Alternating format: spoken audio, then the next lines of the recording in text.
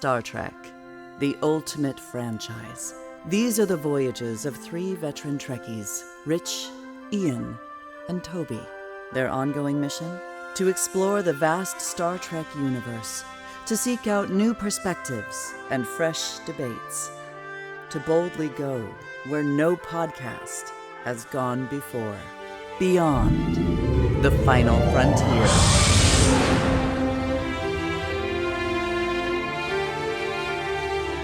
Welcome to Beyond the Final Frontier, a Star Trek podcast with me, your host, Rich Matthews, and my fellow Trekkie compadres, Ian Spelling. Hello. And Toby Weidman.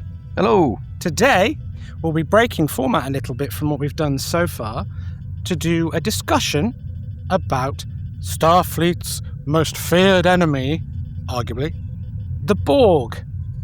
The well-known collective technology-consuming, well, actually, any life-form-consuming bad guy who became perhaps the most iconic villain. Now, gentlemen, I have a little conceit at the top of the show today. I've prepared a little Borg quiz for you both. So 10 questions, some are written answers, some are multiple choice. I'm going to go through them, and if you could write down your answers, I will give the answers, and then you'll receive a Borg ranking, whether your resistance was futile or if your assimilation was complete. Are we ready, gentlemen? Yeah. Okay, so question 1. Who created the Borg? Question 2. True or false? The Borg were originally intended to be an insectoid race, but budget constraints led to their cybernetic humanoid design instead. Question 3. Fill in the blank. The Borg first appeared on screen in the TNG episode in Season 2. Question 4. This one's multiple choice. Which Star Trek series featured the Borg the most times? The Next Generation, Voyager, Enterprise, or Picard? Question 5.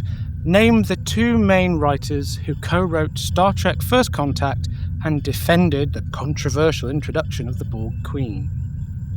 Question 6. Put these Borg appearances in chronological order. In universe chronological order. Q Who, Regeneration, First Contact, Star Trek First Contact, and the Best of Both Worlds. See, I told you it was easy. Question 7. Multiple choice, even though these choices just... what happened to the Borg Collective by 2378, according to Voyager's finale endgame?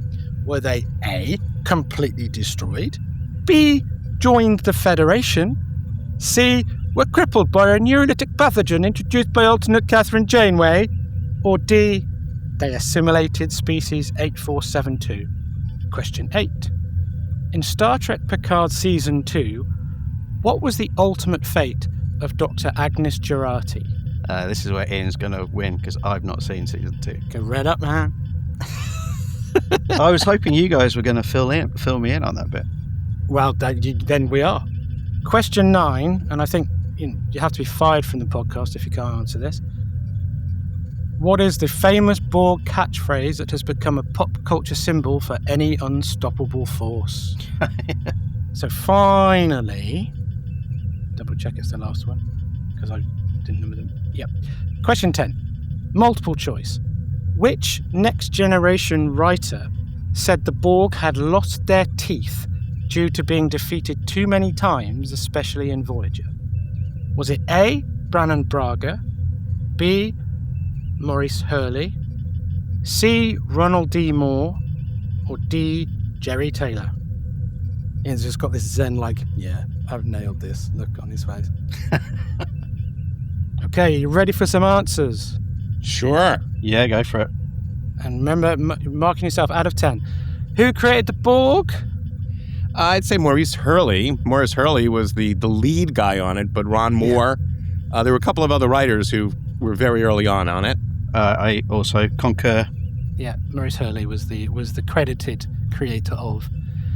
And obviously, it is true that the Borg were originally intended to be insects, as per the original idea. Hence, the keeping of the hive mind more as the collective, which has probably, I think, saved it from being a bit of a cliche, and maybe just differentiated it from TOS, that sort of thing. So, the first episode they appeared in on The Next Generation. Q-Who. Q-Who. Indeed, Q-Who. So, question 4, multiple choice. Now, I'm curious to know what you said of this. So this is a query from me on this question. Yes. Raise your hand, please. Do you mean actually appeared in the episode, or do you mean actually appeared in the episode? Oh, well, this is going to be a guess for me then. I'm going with Voyager. I mean, I went with Voyager as well. Then you're both correct. Oh. They appeared in 6 episodes of The Next Gen. 1 episode of Enterprise, of course. That was a trick, Arthur. They're in all 3 seasons of Picard to some degree, but because the episode count is so low, it still doesn't get as high as Voyager, which was 19 episodes. That's interesting. But if you were counting their involvement in the storylines of Picard, that would be 30 episodes, right? Yes, it would, but it's not. It's appearances. Just for the record, word of the day, hence. Love it. Hence, baby. I must protest. We're going to do a compendium of cool words at the end of each season of the show. I want to run till we're 90 years old, and we'll do a whole line of books with the word of the podcast. Each episode, we can do our top 7 best words. Yes. After 7 episodes, we should do that for the 8th episode. That'll be all we talk about in the 8th episode. You know, do you remember when Rich said hence? In context. Well, I hope so. So, you know the writers who wrote First Contact? Moore and Braga, of course. Yeah. With a story by Rick Berman, by the way. Well, he wanted to do the time travel, didn't he? And it was Braga and Moore who wanted to use the Borg. But that's always an interesting distinction because for those who don't know, it's a bit of inside baseball, but story normally means first draft, which is then rewritten extensively enough to not receive the screenplay credit or the teleplay credit. So it does mean Rick Berman wrote a draft with the time travel, but it didn't get any further than that. I would have been interested to read the draft where it was set in the Renaissance. Oh no, me too. Absolutely, I would have. Yeah. That would be quite fun to read. So I'd like to read the draft of Star Trek 4 that had Eddie Murphy in it. Not because I think it'd be any good, but just be incredibly curious. So Borg episodes in chronological order. All right, this I am not sure, but I do know that First Contact was first. Correct. If you count the Cochrane timeline. Yes. Yes. Yeah. So it actually goes... Well, it's First Contact, Regeneration. I have First Contact, Q-Who, Regeneration, and Best of Both Worlds. But no, Regeneration's before Q. The only one I care about is getting the first one. And then it's Best of Both Worlds last. It is. So that's it. So it's a bit of a trick question. It goes First Contact, Regeneration, Q-Who, Best of Both Worlds, First Contact. Yeah. Because Regeneration is it's the Enterprise episode. Remains of the Borg sphere. Yeah. That kicks off in Archer's timeline. So what happened to the Borg, according to Endgame? C. They're debilitated, aren't they? Yeah, C. Yeah. I think Janeway does the toxin thing, yeah. Yeah, the neurolytic pathogen was very specific. But, you know, I quite like the idea of them joining the Federation. That's why I put it in there. Imagine what they look very like. Very Starfleety. Yeah, but isn't that what happened? I mean, I did do some reading. Picard. Isn't that what happens in season 2 of Picard? Is that the Borg Queen requests to join the Federation in the alternate timeline? Sort of, but not. And there's that whole transport conduit pathway thing which is opened and left and is never addressed again. So, what happened to Dr. Agnes Jurati? She became one with the Borg. She is the Borg Queen. All right. Well, that is what I put, but becoming the Borg Queen. Or a Borg Queen. Yeah. Because then, next season on Star Trek Picard, it's the old Borg Queen who's back. The catchphrase? I want to hear it in your accent. I mean, resistance is futile. I assumed that's what you were going for. Yes, it is, yeah. Yes, it's of not course. I am Locutus of Borg, or Yeah. you will be assimilated. That would have been allowed, wouldn't it, I suppose? We will add your biological and technological distinctiveness to our own. Isn't that part of it? Yeah, I that think? is, yeah. Not That's what done. my wife says on a regular basis. And which Next Generation writer then felt that the Borg essentially had lost their teeth due to overuse? Ron Moore. Indeed. It I was said indeed Braga, Ron Moore. so I got that wrong. No, Braga was the person who was pulling their teeth out, apparently. But it's interesting that I'd agree with him, but that's what's so great about the recovery at the end, though, I would have said, personally. So- Game. We both got 9 out of 10. Good stuff. Well, that means, according to my ranking system, you're both Borg experts. You are one with the collective. Hence, we are tied. What would we have been if we got all 10 correct? Now, you get 9 or 10. If anybody out there got all 10, they can join us for 10 minutes in a given episode of their choice. Yeah, agreed. Yes, let us know if you've got 10. Don't cheat, and then we'll give you 10 minutes of Borg chat. So, I mean, the other things I had was that if you got 7 or 8, you were a Starfleet officer. In other words, some tactical knowledge, but overall not fully. 5 to 6 was a cadet. You need more study time. Need to know your Borg, and then 0 to 4 was assimilation candidate. Likely to be assimilated very, very quickly. You say that though, Rich, but the Borg, if they didn't think you were worthy, would pass you over, as they did with the Kazon. Well, that's true. You have to actually offer something to the collective in order to be... Or be a big enough threat. Well, then they try to mostly wipe you out. They do, but they always need some extra drones to bolster their numbers, don't they? Sometimes, especially if they've been in a big conflict. That was always my understanding. I always just wanted to know, did the Borg go to the bathroom? No, they've just got a little tube. That's what all the black tubes were, probably, yeah. Just to Recycling get the piss. bodily fluids out, Piss, poo, and sweat all going straight back right? How about the Borg, the human centipede? Oh, in. That'd be the ultimate horror movie. So that was just a quick way, though, of talking about the Borg and sort of introducing them in a fun way to start our discussion. I guess the thing, when thinking about this topic, that most stood out to me was I definitely went through a period where I felt like the Borg had been done. But I do feel, ultimately, their last appearance in Season 3 of Picard was pretty great. And returned them to some degree to that sort of threat. It reminds me actually of like the xenomorph in Alien, how overexposure reduces the horror and makes it less effective. What do you guys think?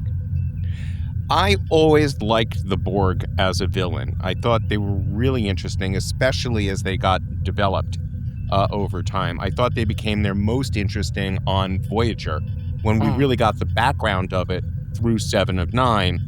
The explanation, how and why they came to be, what they can and cannot do, the science involved in them, and an explanation of the menace that they presented that made them more menacing, not less menacing, interestingly enough to me. And in the case of 7 of 9, almost made you feel sympathetic for the species in part. In the sense that, okay, she is now a Borg, but she was human. So I feel sympathy for her. Does that carry over to the Borg and their overall, collective goals? No, because they are still what amounts to, just to use a hoary cliche, evil, right? They're the representation of evil on the show. They hurt our big bad captain. They hit, people who are helpless. They destroy ships wantonly. But they stayed a really good menace. And I thought most of the actresses who played the role brought the character to life. Brought the species to life, I really should say. Specifically the Borg Queen, or a Borg Queen, as you pointed out, Rich. I agree with you on that. I thought they did a really good job at that. One little bit of trivia. Do you remember the character who first did the exposition for the Borg, who explained, oh, here are the Borg, this is what you're dealing with? it would be Q, wouldn't it? Was it Guinan? It was Guinan. Yeah. Oh, right, okay.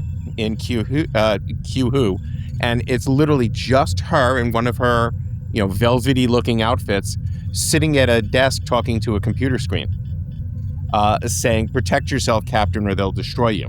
Yeah, that's right, isn't it?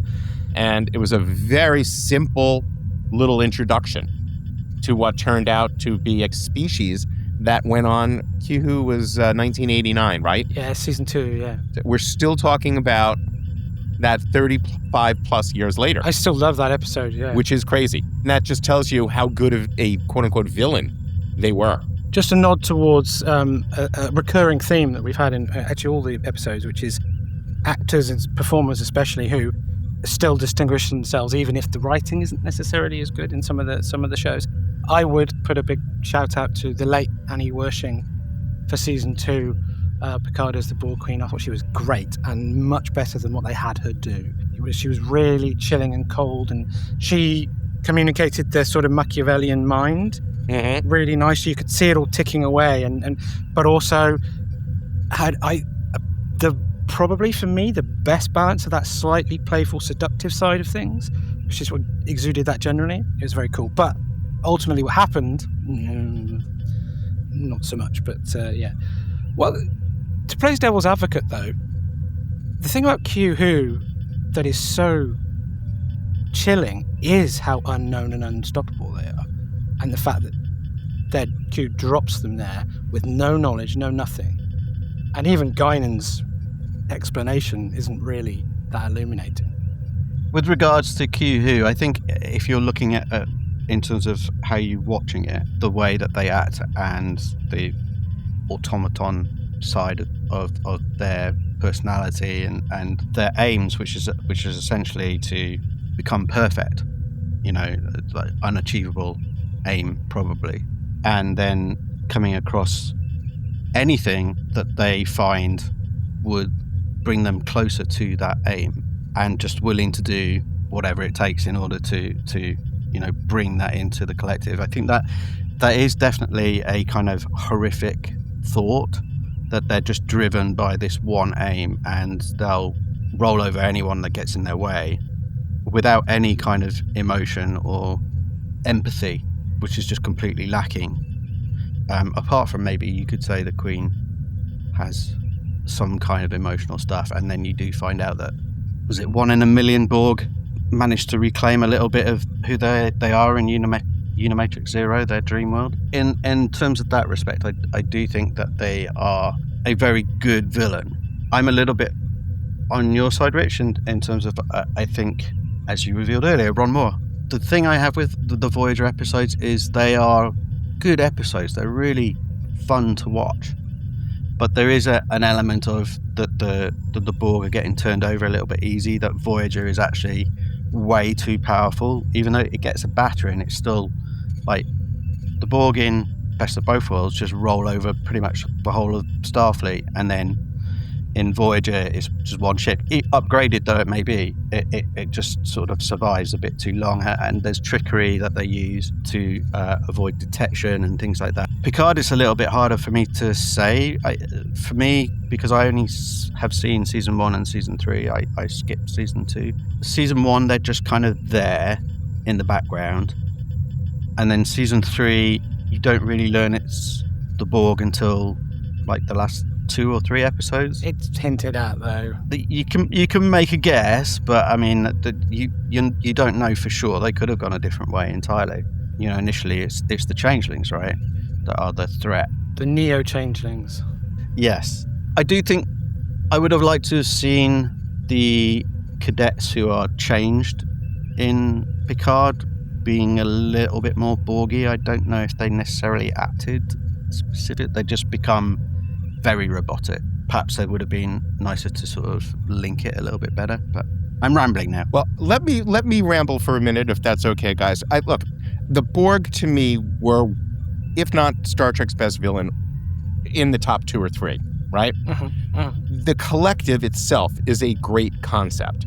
Then you can break that down. You can literally chain that to the performances of the actresses who played the Borg Queen. But I don't want to leave out, like, Hugh, for example. No, Hugh's really, yeah. Right? Yeah. I don't want to leave out Manu Intiraymi's performance as well. I thought he was terrific. I thought they made a mistake not bringing him back for Picard. Was that possible? Was that something they thought about? Or? I don't know. I mean, I saw him online, saying he didn't understand why they didn't ask him back. I would have liked that fan service and continuity as well if they had done that. But I thought Jonathan Del Arco did a terrific job on Picard. Just in terms of the actresses who brought the character to life. Alice Krige was sexy and scary at the same time in First Contact and then in her other appearances. I thought Susanna Thompson was brilliant when she did the role on Voyager. I agree with you that Annie Wersching was terrific. And then for Picard Season 3, you had an actress named Jane Edwina Seymour who played the character, but they used Kriege's voice, which I thought was always interesting. Now, here's where the Borg went off the rails a little bit for me. I love Alison Pill as an actress. I thought she was really interesting as Jurati because it was just a little bit of an offbeat character. Yeah. But she being character, was almost too cute when we see her. There was no scare for me. And she's essentially possessed by the Borg Queen. Yeah, but it was literally like a very sweet face being possessed and not looking scary, which didn't make it scarier. It could have. Should we talk about the song then? Yes. That's where you didn't see it, did you, Toby? No, I have no idea what you're talking about. So one of the way the Borg Queen seduces Jurati is to give her more confidence in herself, which at one point is manifested by her singing a full song, which even Vic didn't get to do in completion, I don't think, as long as this on Deep Space Nine. And it does make you sort of go, that's where, for me, you're talking about that balance of the performer versus what they're doing. That felt like a showcase for her, for Alison Pill, not the character or the Borg Queen. Correct. And I didn't think, pardon the pun, collectively, that worked. It just felt like they were trying to do something different. And as you say, let Pill use her singing skills. Cool. All right. But it didn't make the character scary. It didn't make the character sexy. It didn't make the character scary sexy, which is what always made the character so effective, right? There's nothing creepier than in First Contact when the spine is separated and she's there with Brent Spiner, and that sequence is just icky and sexy and cool and creepy. Very, very moist. Yeah, and sweaty. Yeah. It's her blowing on his arm hairs. That's the bit that. So good for you, right? Also, I just want to throw in there, grotesquely beautiful and attractive. Yes. But part of the other things that we have to remember when it comes to, again, let me use the cliche, collectively creating the Borg, the costumes were amazing. The hardware on the costumes was amazing. The Borg cube was just incredible in its simplicity as a model. It was just so cool. The sets when we went inside were so cool. The visual effects when they blow stuff up, both on the show and the movies, was really, really cool. And then again, the makeup and the performances. When you put all of that together, they were, I will say this, what were the names of the, it was the various, was it the Xindi, this, the Xindi that, there were like 6 different versions or whatever of the Xindi on Enterprise. Yes. Early on, they threw a fortune at the aliens on Enterprise. And those were creepy, cool, and scary in some cases.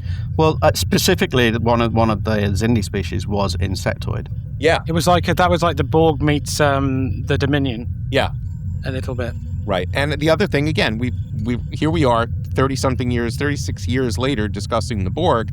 Clearly, that has given whoever is running the shows and the movies time to explore it even further. And in some cases, you get, a singing Borg. And in some cases, you get a really effective Borg, like in First Contact, and you get some interesting further development in lower decks. The Borg are there. I agree with you, Toby, about assessing the single Voyager ship against the Borg collective seemed a bit nuts. But you gained thematically. Because previously, in First Contact, the Borg Queen's role had been seductress.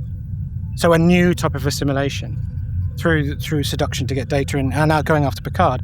But in Janeway, you had a thematic mirror, a mother of her crew. To some degree, I'm not reducing her to that. It's just that she's a strong woman facing off a strong woman, and I think Well, she was specifically motherly towards 7 of 9. That relationship between her and 7 was very much like a mother and teacher and confidant. Yeah, absolutely. And I just think thematically, that does balance out the slight incredulity. I suspend my disbelief because I find that Janeway versus Thompson mostly very effective. And again, the thing with the Borg is, we talked about this when we talked about in one of the previous episodes, how they used increasing horror tropes, and it's always been couched in horror terms, whether it was more suspenseful originally in Q Who, right through to something that's at the design which became more xenomorphic, more like Giga in First Contact. This again, for me, is another sort of equivalent. It's like Ripley in the Alien Queen. You've got the Borg Queen and you've got Janeway.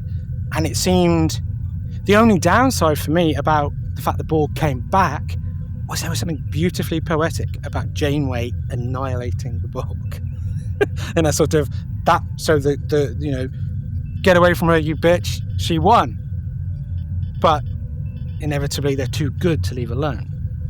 Well, I mean, this would be my question to you, was it wise to bring them back in Voyager and Picard? Should they have just left it as a TNG villain? Or, are they on that level of Vulcan, Romulan, Klingon that they are universally part of the Star Trek world? I think so.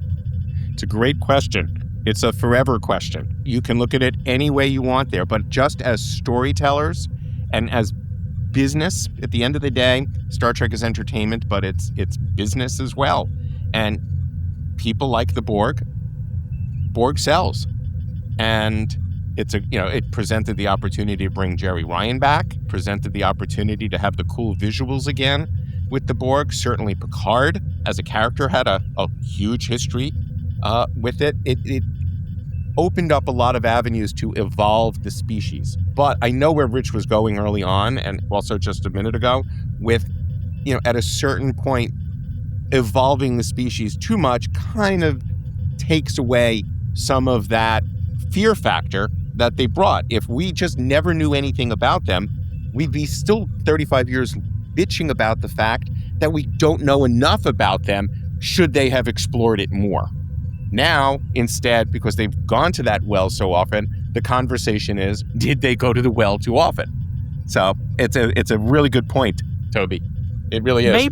Maybe only to keep them as bad guys, because I do think there's something very in keeping with Roddenberry's vision for the Federation, for the human future, that coming into contact with humans and Federation and Starfleet begins the slow disintegration of them as this monolithic threat, that exposed to that self-preservation combined with self-improvement and exploration and empathy and integration in a holistic, inclusive way rather than you'll be assimilated, did mean they could never be. Once they assimilated any humans, it started a process that, because of what we are, what they represent. So that's where the sort of resurfacing initially in Picard sort of betrayed that slightly, because I think we'll agree that the world they put, the Federation they established in season 1 and 2 of Picard was too dark, too far away from Roddenberry's vision, and that's what I was always sort of happy with, the idea. And then you see again that fits with Voyager, because essentially I like the idea that the Borg have gone, this is the Queen's gone, this isn't worth it, let's leave them, essentially. And then, lo and behold, a Starfleet vessel gets dumped in the Delta Quadrant in their lap and has a cascade effect on them. Yeah. I mean, although thematically it makes sense, or timeline, it makes sense in that we always knew that the Borg were from the Delta Quadrant. And so you would have always expected Voyager at some point to have run into them. But was it a case of that first contact had to happen and had to be a success, and then the budget had already been spent on sets and things like that? So because Scorpion happens after first contact, if memories In production? yeah. So they would have used the sets and the costumes and everything. Just to that point on the costumes, by the way, the costumes were looking a bit ropey in Descent. It took first contact for them to really bring that back, and because they could spend money on it basically, and then they were able to keep that throughout. But yeah, in Descent there's sort of a little bit black plasticky bits just sort of glued to a black Wait, I got to take a grammar break here for 1 second. What's the definition of ropey? Rubbish. Yeah. Falling to pieces. So yeah. And Rich, Acting can be ropey too. There's a Britishism I didn't know. Wasn't Rich, Britishism. kudos to you for incredulity. Hanson incredulity are the words of the day so far. Well, I try. Chapter 6 of our book. But I assume that's why it took them 4 seasons to bring. Once they knew that first contact was going to happen, obviously that's years in production. And I'd love to know if that was really the impetus, by the way. It's a really good point. I want to read a quick quote that Brannon Braga said to me in 2011 about the Borg Queen. And when he says to us, he's referring to him and Ron Moore. To us, the Borg Queen was the thing that made it all work. We realized very quickly that the Borg aren't that interesting for a feature film for 2 hours because they don't say anything. They're robot zombies. So to me, the Borg Queen was the coolest new thing about that movie. I agree with him 1,000% on that. There are lots of people who don't, though. A lot of people were upset about it. I know. You introduced it as controversial. Yeah. You know what? Because when you do your reading again, when you go back and you look, I've forgotten because it's now so beloved that was the thing. But my question, though, sort of in reply to that is, are they more or less evil once you have a singular person at the core? In this case, I thought they were more because it was so well written. It looked so cool. Frakes did an unbelievable job with the camera moves, shooting the scenes, and Alice Krieger just killed it. So my answer to that in this instance is yes. So you could look at it in its original version as a sort of communist fear metaphor. The collective, everyone's the same, everyone's in homogenization and removal of hierarchy and distinction and individuality. And then by the time you get to the Borg Queen, in this world today, even though it was done in 96, it does not feel like a political metaphor for one individual bending the entire population to their will. And I think that, again, the fact that you can see these sort of different versions of it does make it rich and does make those developments worthwhile. I kind of wish they'd not implied that there were multiple Borg Queens. I think that was a dilution I didn't really like. And that's why I like the end of Picard season 3. That's right, I agree with that, because if you're going with the insect or ant colony aspect of it, when an ant colony does lose its queen, another one does take its place. So I mean, that's kind of how I always saw it. No, and that was the origin. That was the original idea, right? So the insects. I don't have a problem with the fact that there are multiple versions. I mean, I think in Voyager, the Queen actually references the species she's from. I can't remember what the number is, but she actually said, "I am from this species," and it's not the number one species. It's like species 156 or something like that. I don't know. I can't remember the exact one. But so the Borg had already been going before she became a queen. So you'd have to, suppose that there are. Who knows how? One of the questions, we don't know how the Borg started, right? What was the first Borg? Presumably, it was. I think it's been suggested in non-canon stuff that it was a society that was trying to medically enhance themselves by adding technology to them. I always thought the fear factor wasn't like that communist homogeneity. It was more a fear of technology, and like and AI would be the current like comparison. Exactly what I was going to say, Toby. Yep. The current correlation is definitely AI. That's the monster that exists now. That if it's the collective. It's the current collective in the real world. And what happens and where do we go from here? It's sort of what they do in season 2 and 3 of Picard, isn't it? That's the implication. Infection of, in the 21st century version, the systems, the Borg starts taking over the internet and starts controlling things that way. Right. I just also want to point out one other thing when it comes to the Borg and their evolution. One of the things that the shows and the movies really did right with Star Trek and the Borg is that they're scary. Again, I go back to Alice Krige and that look in First Contact. But what makes them scary is their impact on the people when they're human again. So when we get 7 of 9, when we get Jean-Luc Picard, when we get some of the other characters that we spent some time with, like Hugh, and see the impact of having been assimilated, that makes the species even more scary in the sense that we get to see the impact of what they've had on the characters that we care for. And I think that is a testament to good writing, as well as world building in terms of what we're going to do with these characters. I thought they jumped the shark a little bit with, the Jurati Borg Queen, but Jump the cube. The other ones I've mentioned, I thought they did an excellent job. Well, I think a Dark Frontier is such a key episode for that, because you have 7 who has escaped the Borg, and then she's brought back in, and her humanity basically butts up against the transhumanity of the Borg, and that she can't handle when they try to take over another species. It becomes really problematic. Her humanity, even though she starts sort of going through the process of being a Borg again, she just can't do it. She would have to lose her uniqueness, and that was what essentially attracted the Borg Queen to keep her as she was rather than make her a drone again. It's a reaffirmation of that character, that she doesn't want to be Borg. She values her individuality, and then they progress that through the rest of the series. I think one of the legacies of the Borg is a preoccupation with collective consciousness in general. So the Great Link Agreed.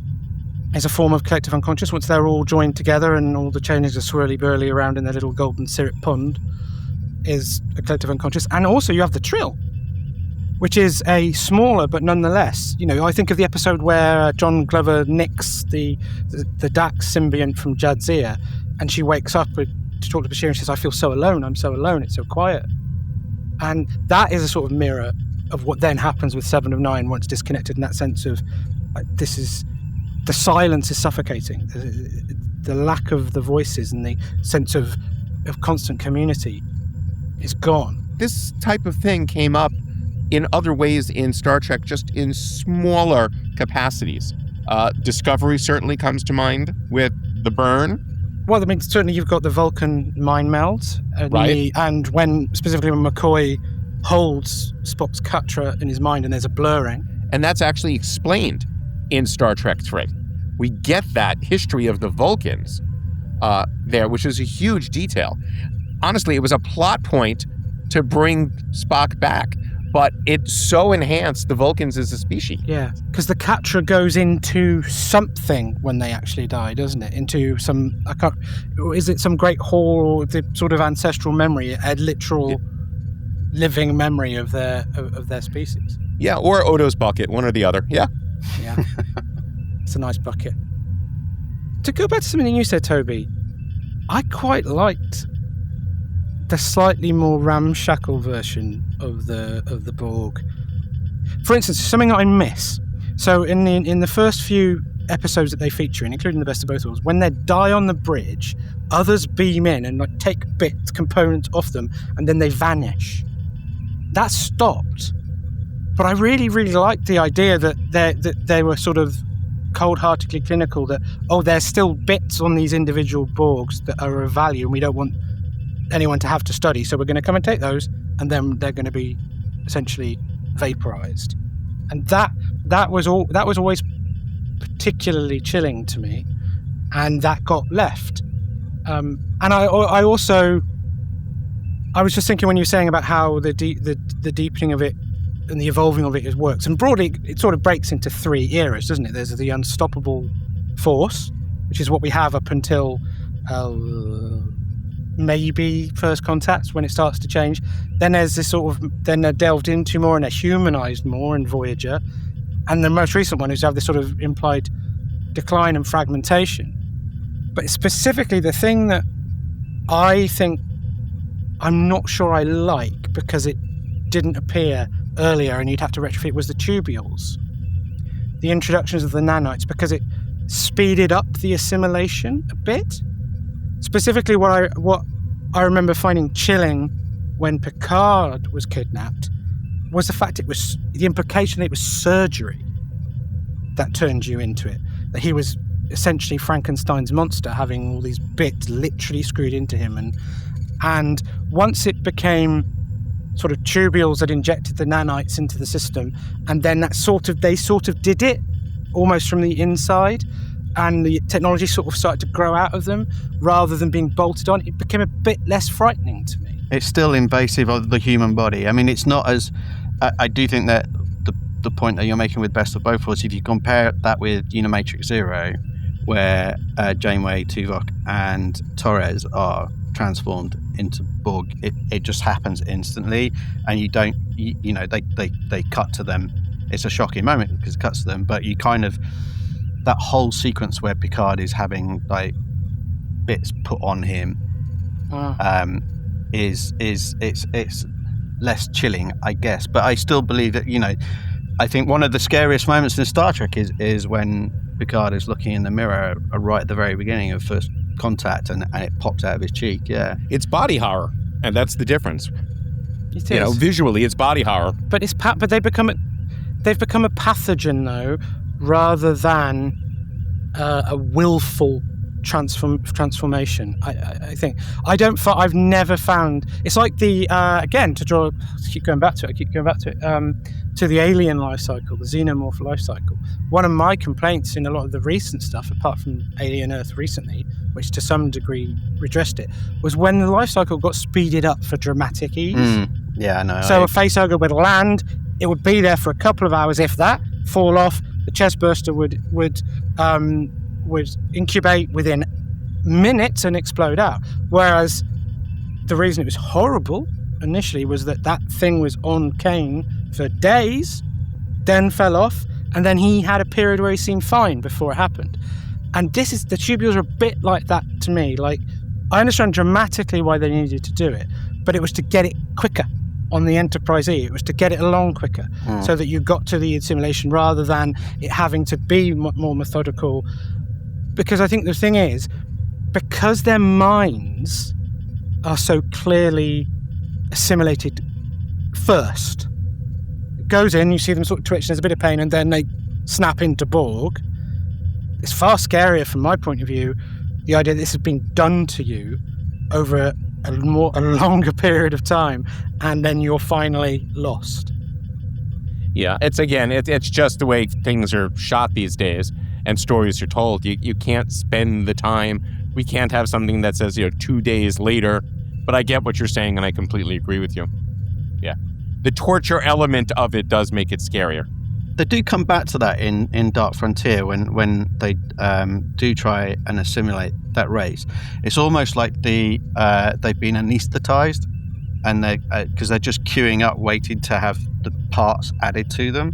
So in that instance, they're not. Maybe that race is resistant or something like that. I don't know. Again, it's not really. I think that is one of the best things about the Borg is we know a lot, but so much of it is still really a mystery. It's funny, again, because I talked about communism, then you talked about technology, and then we talked about how it reflects authoritarianism. Then it's interesting that it did become a pathogen just in the era where we started to have all those sort of outbreak movies came out in the mid-90s. And it was so they are a really surprisingly adaptable metaphor for whatever big global fears we've got going on, as you say, and now it's AI, all of those sort of elements. And that is a strength of a really good idea, isn't it? That you can always shift it and move it to reflect, so it reflects what we're fearful, and that's what keeps them so potent. I'd argue is that there's always a version of the Borg that fits, because and they're probably so always will be. Yeah, I think so. I think that's what makes them this great villain. Agreed. And I would say, while you might have individual villains who one might rate higher, and we'll do a villains episode, no doubt, I do think the biggest threat remains the Borg. They're the anti-Federation, aren't they? They are a collective like the Federation, but there is no empathy and compassion for and understanding. It's just all ruled out. They are just essentially amoral, right? All they are there is to accumulate, so that they can perfect themselves in this impossible task to reach perfection. It's in season 6, Descent Part 1, that the irony that the Borg consider human beings to be essentially something that's a lower life form, when Data, a life form they think is higher than humans, is something he aspires to. The irony, and of course that's all tied into the emotion chip. So I've got another question. So what would you say for you was the high watermark moment, not an episode, or a moment with the Borg, the bit that you really like, and it sort of springs to your mind when you think of the Borg? Data and the Borg Queen in First Contact, in a tie with the Borg Queen and Janeway in Endgame.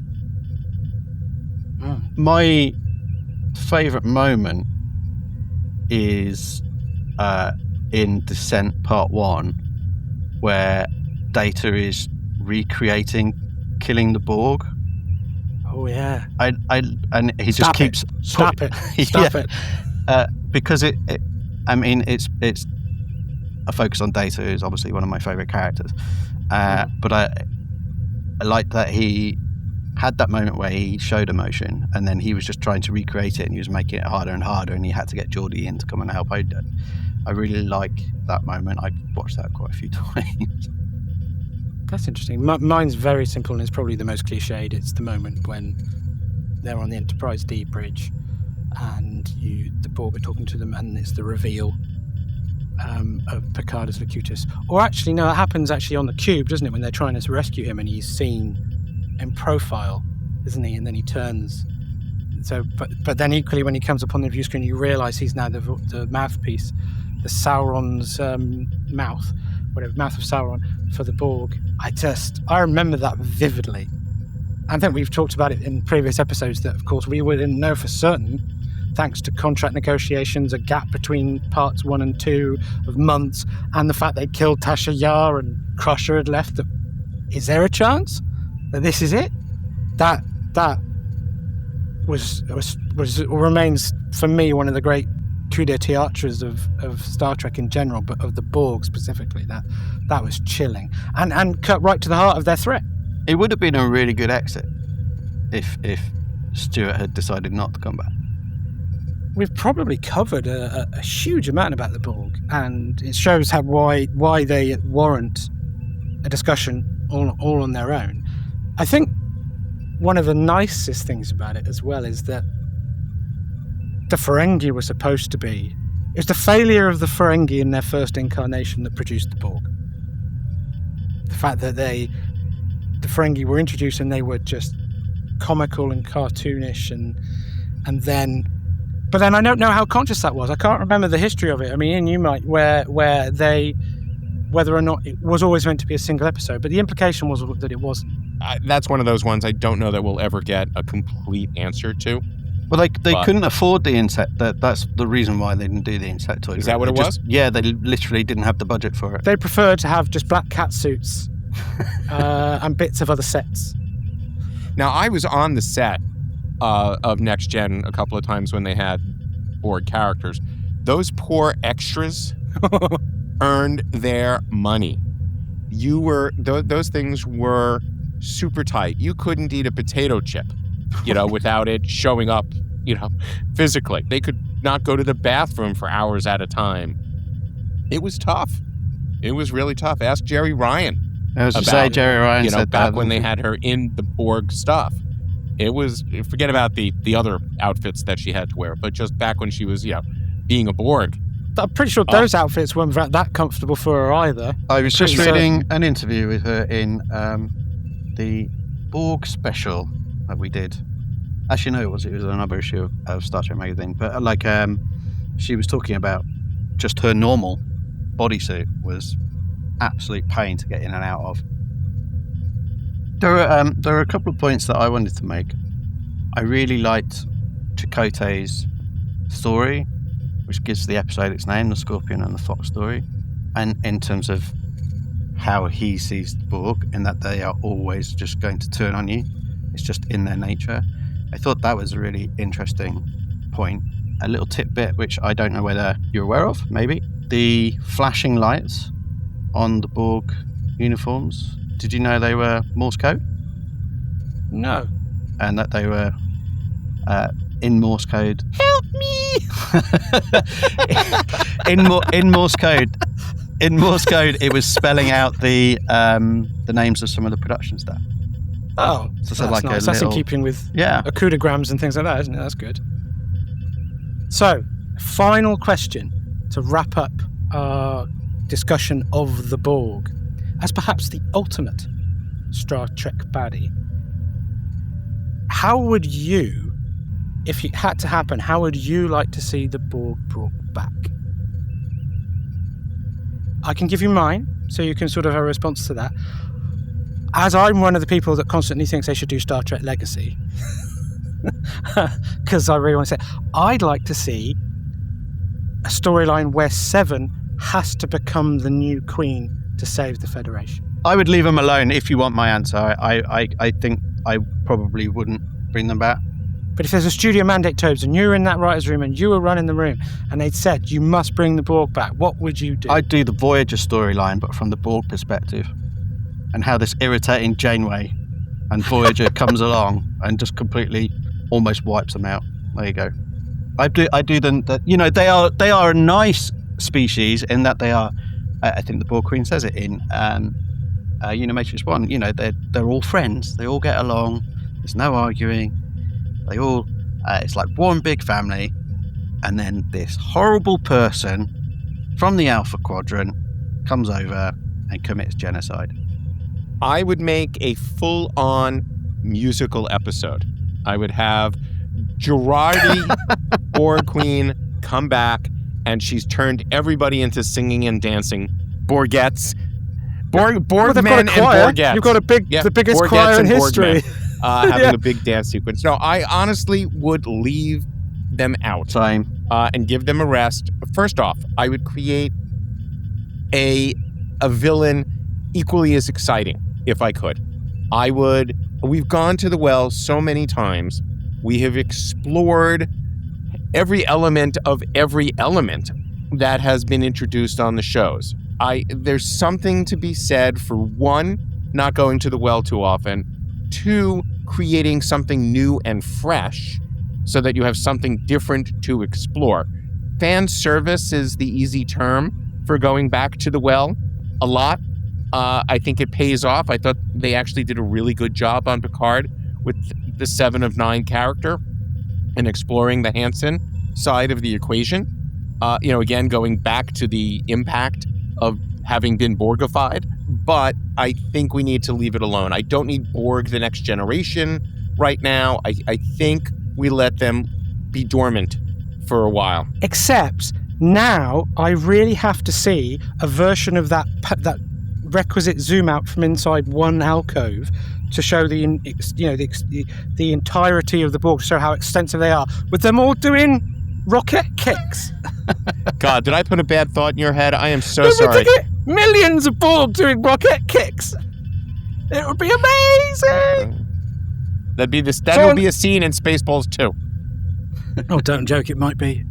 But I would just say that Ensign Kim, he describes the Borg as the party poopers of the galaxy. So would they do a song and dance number? Yeah. Just they do some horrible thrash metal thing that would just really hurt everyone. They emo or something. Well, but that's just our opinion, so I would pose the same question to our listeners. So you can contact us, email us, all of our info is in the description of the episode. What would you do with the Borg if you wanted to see them come back, or if they had to come back? How would you do it? What would you like to see? Calling all members of species 5618. Send us in your answers. Is that us, Tobes? It is. I didn't know that. Is that us? Oh. I did have to look that one up. I didn't know that off the top of my head. Oh, boo! I thought you just had that one at your fingertips. No. So thanks again, gents. That was interesting. Yeah, it's cool. As we knew it would be. We'll have other episodes similarly where we talk about alien species and single themes and areas of Star Trek. But for now, thank you very much for joining us for this episode of Beyond the Final Frontier. Please do get in contact with us in social media or on our email, included in the description. And otherwise, we'll see you next episode. Goodbye. Peace, love, and logic, everybody. Thanks for listening to Beyond the Final Frontier, a Star Trek podcast with Rich Matthews, Ian Spelling and Toby Weidman. If you want to get in contact with us, you can email us on beyondffpod@gmail.com or check us out on social media. You can even join our Patreon at BFF Beyond the Final Frontier. Huge thanks go out to Alex Weidman for the brilliant original music. Please search Alex Weidman Composer on YouTube to hear the full fantastic theme and more. Also thanks goes to award-winning voiceover artist Cissy Jones for our excellent opening monologue. Find out more about her incredible work at cissyjones.com. And of course, last but not least, our brilliant artwork comes from the designer Russell Seal. Discover more of his work on behance.net/Russell Seal. Thanks again and see you next episode, Beyond the Final Frontier.